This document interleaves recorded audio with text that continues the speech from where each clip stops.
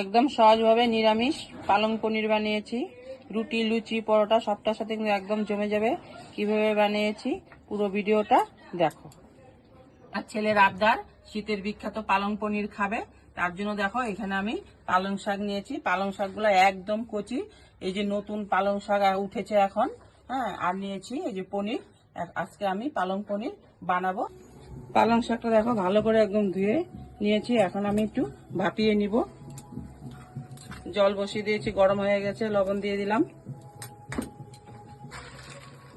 এখন আমি জলের মধ্যে দিয়ে দিলাম পালং শাকটা। সবাই শীতে পালং শাক খেতে ভালো লাগে সবারই।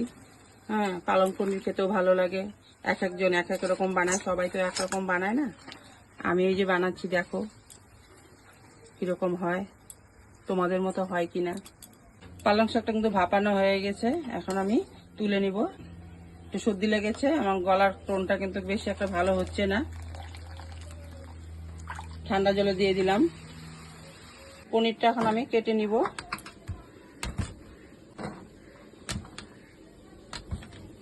দেখো যেরকম টুকরা টুকরা করে আমি কেটে নিব সবগুলো পনির।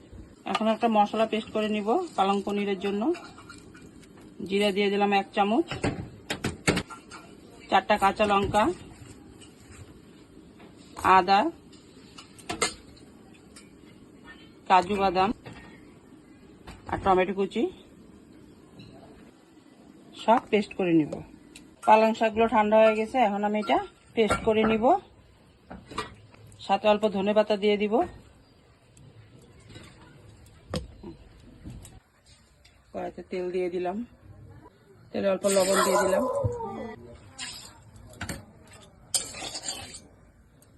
পনিরগুলো হালকা ভেজে নিব।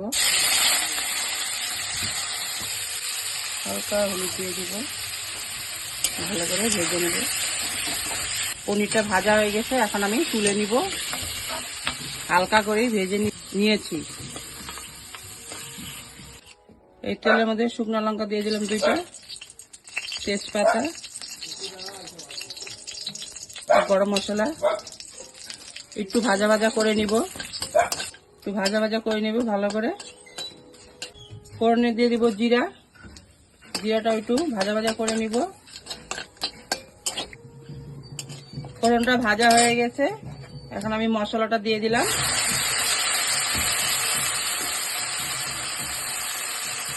পরিমাণ মতো লবণ আর হলুদ দিলাম। ভালো করে এখন একটু কষিয়ে নিব। মশলাটা আমার কষানো হয়ে গেছে, এখন আমি পালংয়ের পেস্টটা দিয়ে দিব। এটা ভালো করে একটু কষিয়ে নিব। পালংটা আমার কষানো হয়ে গেছে, এখন আমি পনিরগুলো দিয়ে দিব।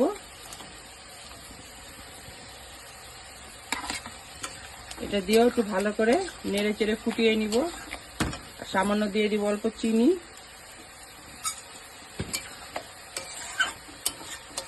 পালং পনির আমার হয়ে গেছে, আমি এখন নামিয়ে নিব। নামানোর আগে গরম মশলা দিয়ে দিলাম, 1 চামচ ঘি দিয়ে দিলাম।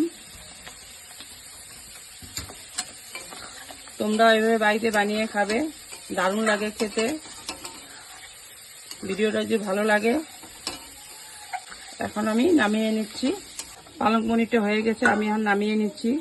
তোমরা এভাবে বাড়িতে বানিয়ে খেতে পারো। ভিডিওটা যদি ভালো লাগে লাইক কমেন্ট করে দিও। আবার দেখা হচ্ছে নতুন এক ভিডিওতে। ভালো থেকো, সুস্থ থেকো। Thank you.